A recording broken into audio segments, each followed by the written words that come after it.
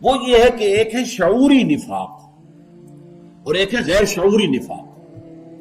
شعوری نفاق یہ کہ ایک شخص کو خود معلوم ہو کہ میں منافق ہوں، جانتا ہوں کہ میں نے تو جان بوجھ کر اسلام کا لبادہ اوڑھا ہے، میں مسلمان ہوئی نہیں، میں نے اسلام قبول ہی نہیں کیا۔ اب اس کی ایک مثال قرآن میں ہے، بڑی اہم مثال ہے، یہ سورہ آل عمران کی آیت نمبر 73 ہے۔ وَقَالَتْ طَائِفَةٌ مِّنْ أَهْلِ الْكِتَابِ آمِنُوا بِالَّذِي أُنزِلَ عَلَى الَّذِينَ آمَنُوا وَجْهَ النَّهَارِ وَاكْفُرُوا آخِرَهُ لَعَلَّهُمْ يَرْجِعُونَ۔ یہودیوں کے ایک جماعت نے ایک سازش کی کہ ایسا کرو، یہ جو ایمان کا، اسلام کا، اس کی جو ساکھ بن گئی ہے کہ جو ایک دفعہ یہ شربت چکھ لیتا ہے پھر وہ واپس آتا ہی نہیں، کسی طریقے سے بھی وہ واپس اپنے دین کی طرف نہیں لوٹتا۔ جیسا کچھ ہوتا رہا مکے کے اندر، کیسی پرسیکیوشن ہوئی ہے، ٹارچر ہوا ہے، کوئی واپس نہیں گیا، ایک بھی نہیں گیا۔ تو اس کو توڑنے کے لیے یہ جو ان کا ایک ساکھ بن گئی ہے، اس کو ختم کرنے کا ایک طریقہ ہے، صبح کے وقت ایمان کا اعلان کرو، ہم ایمان لے آئے، واقعی دین محمد کا بہت اچھا ہے، واقعی بات سمجھ میں آ گئی ہے، اور سارا دن حضور کی صحبت میں گزارو، شام کو پھر کافر ہو جاؤ، دیکھ لیا جی، جا کے قریب جا کے دیکھ لیا، کچھ نہیں ہے، دور کے ڈھول سہانے ہیں، کچھ بھی نہیں ہے۔ اس سے کیا ہوگا؟ کچھ نہ کچھ کمزور ایمان والے لوگوں پر اثر پڑے گا۔ یہ یہودی علماء تھے، آئے تھے، بڑے ذوق و شوق سے آئے تھے، بڑی تعریفیں کرتے ہوئے آئے تھے اور بڑے مخلص معلوم ہوتے تھے، یہ سارا دن رہے ہیں، بھائی کچھ تو دیکھا ہوگا نا۔ یہ شیطان کا وسوسہ اس کے اندر پیدا کرنے کا انہیں موقع ملتا ہے، کوئی برائی تو دیکھی ہوگی نا، کوئی شے تو ان کے علم میں آئی ہے جس کی وجہ سے یہ چھوڑ کر چلے گئے۔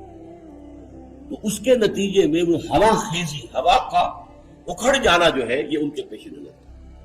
اب ظاہر بات ہے کہ یہ شخص جو ہے، یہ لوگ جو ہے، یہ فرض کیجئے 8 گھنٹے مسلمان رہے، لیکن اسلام تو 1 منٹ کے لیے نہیں انہوں نے اختیار کیا، وہ داخل بھی ہوئے ہیں، ہم دخلوا بالکفر، وہ داخل بھی ہوئے ہیں تو کفر کے ساتھ، نکلے بھی ہیں تو کفر کے ساتھ، رہے بھی ہیں تو کفر کے ساتھ، اور انہیں معلوم ہے کہ ہم کافر ہیں، ہم نے تو ایمان جو ہے قبول کیا ہی نہیں ہے، تو دھوکے کے لیے ہم نے صرف جو ہے اوپر ایک لباس ہم نے اوڑھ لیا ہے لوگوں کو دھوکہ دینے کے لیے۔ یہیں سے میں سوچتا ہوں کہ ایک اہم نقطہ آپ کی سمجھ میں آ جائے گا، اسلامی ریاست میں مرتد کی سزا قتل کیوں ہے؟ اسی لیے ہے کہ اس سازش کا سد باب کر دیا جائے، جو اسلام میں آتا ہے سوچ سمجھ کر آئے، یہاں سے باہر نکلنے کا پھر راستہ نہیں ہے، گردن اڑا دی جائے گی یا پھر ملک چھوڑ کے بھاگ جانا، یہ دوسری بات ہے۔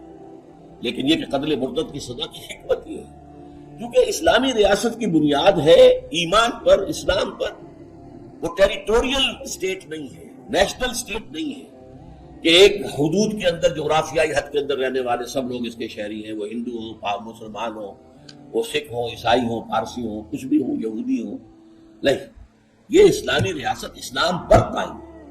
اور اسلام کے خلاف سازش کا بہترین ذریعہ یہ ہے، ایک بڑی رفتار میں لوگ بڑی مقدار میں ایمان لائے مرتد ہو جائیں، ایمان لائے مرتد ہو جائیں، ایمان لائے مرتد ہو جائے، تو عوام کے اندر ایک ہوا خیزی ہو جائے گی، اسلام کی جو کریڈیبلٹی ہے اس کو نقصان پہنچے گا، اور جب اسلام کو نقصان پہنچے گا تو ریاست جو ہے اس کی کمزوری ہے، ضعف اس کا ہے، اس لیے کہ ریاست کی بنیاد اسلام ہے۔ اس لیے اسلام میں مرتد کی سزا قتل ہے، یہ یہاں سے ایک ثانوی نقطے کے طور پر بات سمجھ لیجیے۔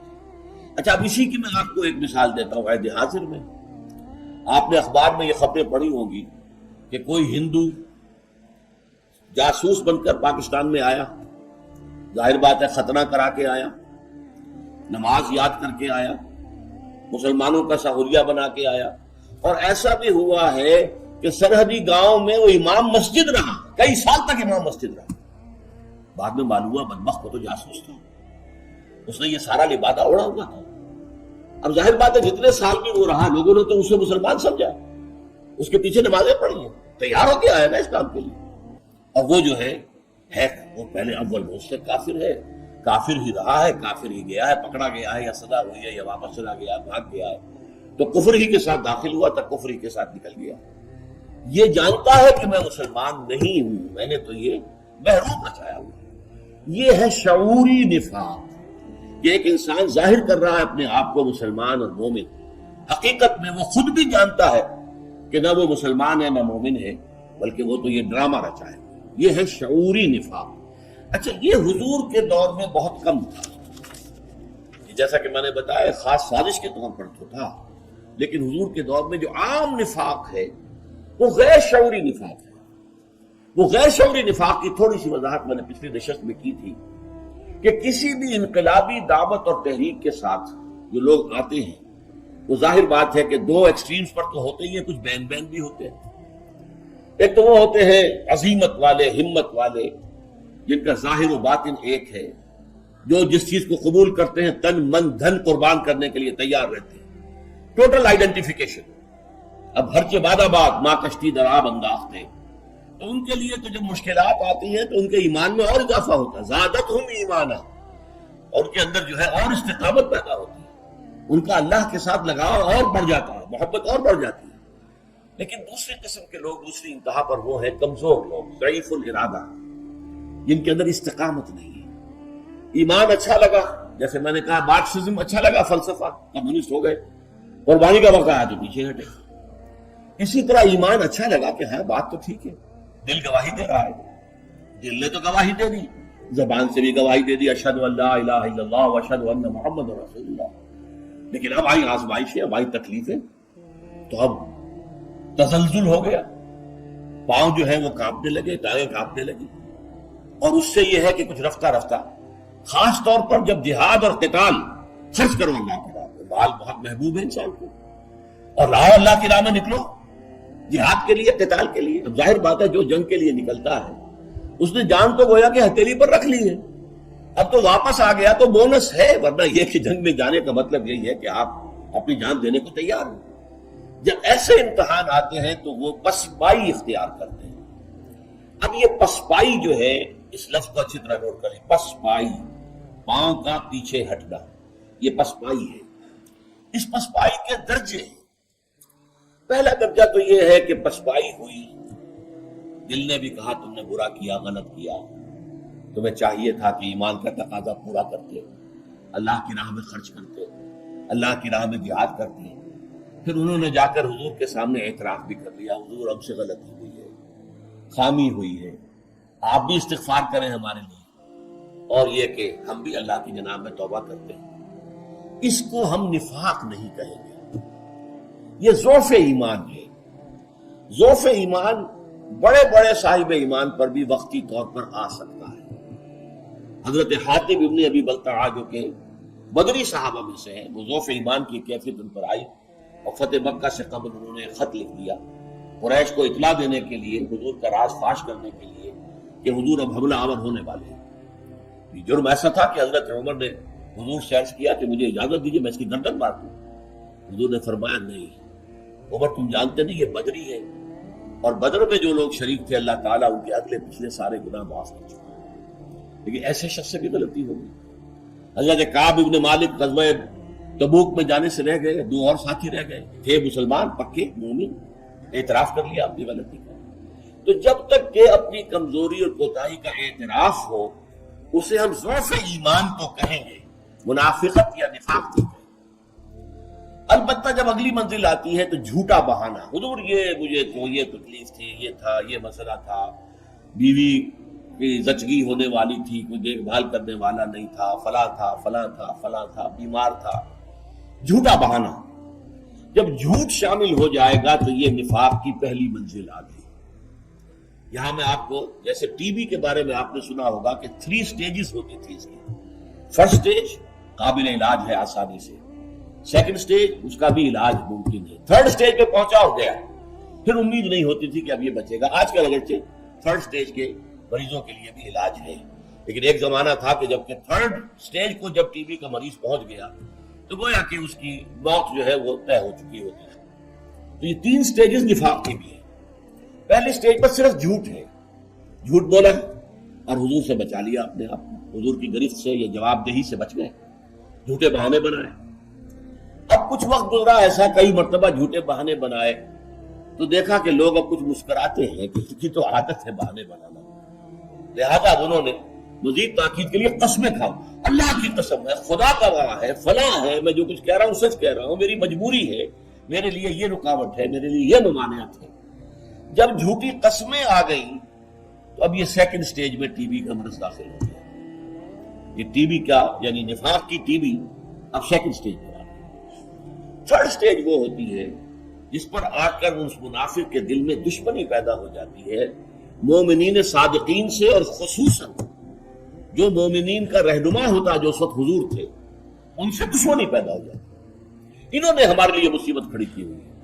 یہ بے وقوف لوگ ہیں مسلمان جو ہیں اہل ایمان، آگے دیکھتے نہ پیچھے دیکھتے، نہ دائیں نہ بائیں، نہ اپنا کوئی مفاد نہ کوئی حفاظت، بخار آئی اور چل دیے۔ بھائی اپنے مفادات کو بھی دیکھو، دائیں بائیں دیکھو، اپنے بچوں کے مستقبل کی بھی فکر کرو، اپنی بچیوں کے ہاتھ بھی پیلے کرنے ہیں۔ یہ کیا ہے کہ ہر دم جو ہے فینیٹکس کی طریقے سے، بالکل جو ہے دیوانوں کی طریقے سے، اور تم جو ہے اس لگے رہتے ہو ہر وقت، تو ایک دشمنی سی پیدا ہوتی ہے۔ اگر یہ بھی بیٹھے رہتے نہ چلتے تو ہم نمایاں نہ ہوتے، ہم بیٹھے رہے وہ چل پڑے۔ اگر یہ سبھی بیٹھے رہتے تو بڑا ہم بھی ٹھیک شامل رہتے۔ یہ جو چل پڑتے ہیں فوراً کہ واپس نہیں پھیرا کوئی فرمان جنوں کا، تنہا نہیں لوٹی کبھی آواز جرس کی، عافیت جاں خیریت جاں سب بھول گئی مصلحت اہل ہوس کی۔ آدمی فوراً جو ہے واپس نہیں پھیرا کوئی فرمان جنوں کا، جہاں پکار آئی چل حاضر ہوتے، لبیک لبیک۔ اور دوسرے یہ کہ یہ جو شخص ہے نا محمد صلی اللہ علیہ وسلم، اس نے مصیبت ڈال دی ہمیں۔ یہ نہ آئے ہوتے تو یہ مسئلہ نہ ہوتا، یہ اسلام اور کفر کی جنگ نہ ہوتی، یہ مصیبت نہ ہوتی۔ اس سے یہ ہے کہ ان کے اندر ایک دشمنی پیدا ہوتی تھی حضور کے بارے میں، کہ انہوں نے ہمیں اتنے بڑے امتحان کے اندر ڈال دیا۔ یہ ہے تھرڈ سٹیج جس پر جا کر اب یہ مرض لا علاج ہو جاتا ہے۔ یہ تھرڈ سٹیج ہے۔ جب تک پہلے دو سٹیجز میں نفاق رہتا ہے، اس قرآن مجید کی صورتوں میں سورہ آل عمران میں بھی ذکر ہے، سورہ نساء میں بھی ذکر ہے، توبہ کر لو، باز آ جاؤ، لوٹ آؤ، اصلاح کر لو۔ لیکن تھرڈ سٹیج پر پہنچے ہوئے لوگوں کا ذکر ہے کہ جو سورہ توبہ کے اندر ہے، اور سورہ منافقون میں ان تینوں سٹیجز کا ذکر ہے جب ہم پڑھیں گے انشاءاللہ تعالی، کہ یہاں کے لوگوں کے لیے پھر اب نو پوائنٹ آف نو ریٹرن جسے کہتے ہیں انگریزی میں، کہ ایک کیفیت میں آپ اتنے بڑھتے چلے گئے، اتنے بڑھتے چلے گئے، اتنے بڑھتے چلے گئے کہ اب آپ لوٹ ہی نہیں سکتے۔ پوائنٹ آف نو ریٹرن، اب وہاں سے واپسی ممکن ہی نہیں۔ اب اس کی ہلاکت تو وہی ہے کہ ان المنافقین فی الدرک الاسفل من النار، اب یہ تو آگ کے سب سے نچلے طبقے کا ایندھن بن کر رہیں گے۔ اب ان کا تو اس کے علاوہ کوئی علاج ہے ہی نہیں، اس کے علاوہ کوئی ان کا بدلہ ہے ہی نہیں۔ اور یہ کہ حضور سورہ منافقون میں بھی آیا ہے کہ اگر آپ ان کے لیے استغفار کریں گے تو اللہ انہیں معاف نہیں کرے گا۔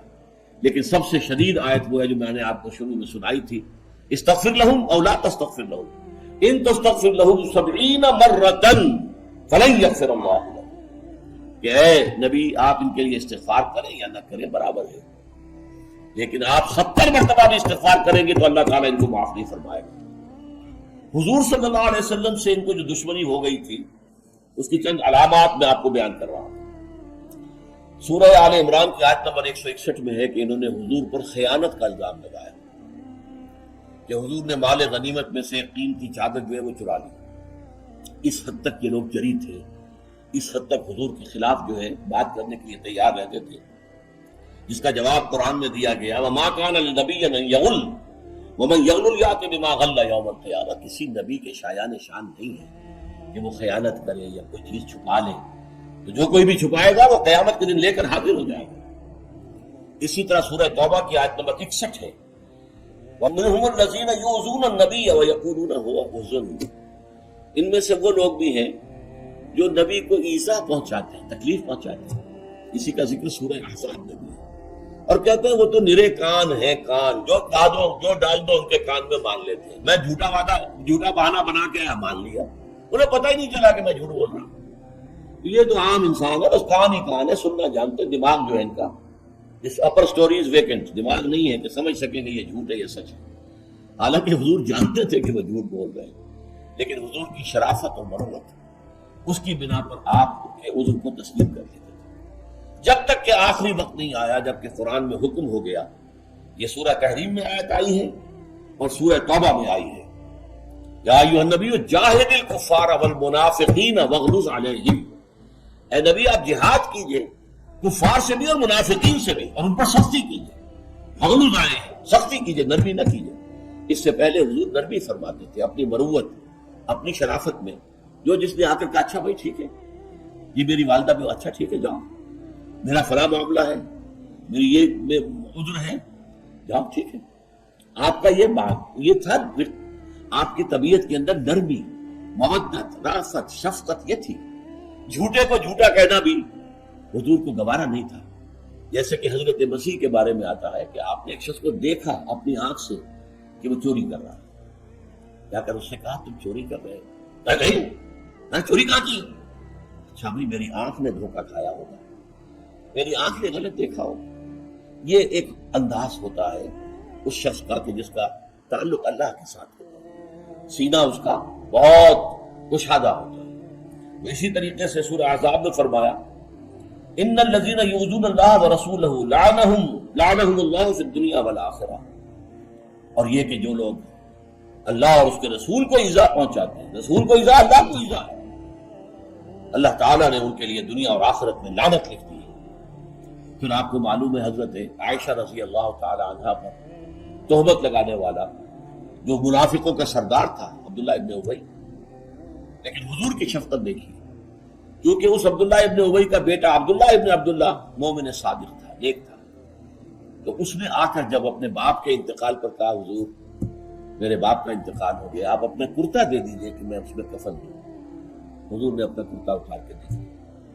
حضرت عمر نے عرض کیا یا رسول اللہ آپ کیا کر رہے ہیں، وہ منافق ہے، بدمعاش، اسے آپ اپنا کرتا دے رہے ہیں. فرمایا عمر میرا کرتا اسے عذاب الہی سے بچا نہیں سکتا، جو سزا ملنی ہو تو ملے گی، لیکن یہ کہ میرے ایک مخلص ساتھی نے، ایک نوجوان نے جو مخلص مومن ہے، ایک خواہش ظاہر کی ہے، ایک استدعا کی ہے، میں اس کا ہاتھ کیسے لوٹا دوں خالی؟